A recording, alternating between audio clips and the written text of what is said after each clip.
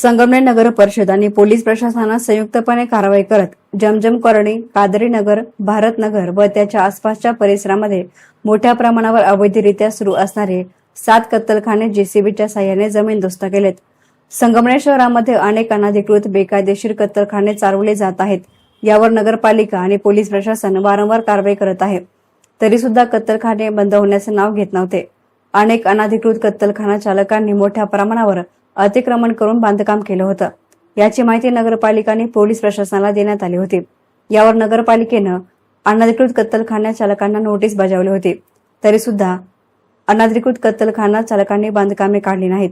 अखेर संगमनेर नगरपालिका आणि शहर पोलीस स्टेशनच्या वतीनं मुख्याधिकारी दयानंद गोरे व पोलीस निरीक्षक समीर बारवकर यांच्या नेतृत्वाखाली पोलीस फौजफाटा तैनात करून जमजम कॉलनी, कादरी नगर, भारत नगर या भागाला वेढा घातला। जेसीबी, 2 ट्रॅक्टर व 20 मजुरांच्या साहाय्यानं काही तासातच तब्बल 7 अवैध कत्तलखाने पूर्णपणे जमीनदोस्त केले। जे कत्तलखाने वर्षानुवर्ष बेकायदेशीरपणे सुरू होते त्याचे अस्तित्व केवळ काही मिनिटांमध्येच अतिक्रमण विरोधी पथकाने संपुष्टात आणले। शहरातील कायदा सुव्यवस्था बिघडू नये आणि कोणताही अनुचित प्रकार घडू नये यासाठी पोलीस निरीक्षक समीर बारवकर यांच्या नेतृत्वाखाली पोलीस पथक नगर परिषदेच्या सुरक्षा दलाने घटनास्थळी चोख बंदोबस्त ठेवला होता।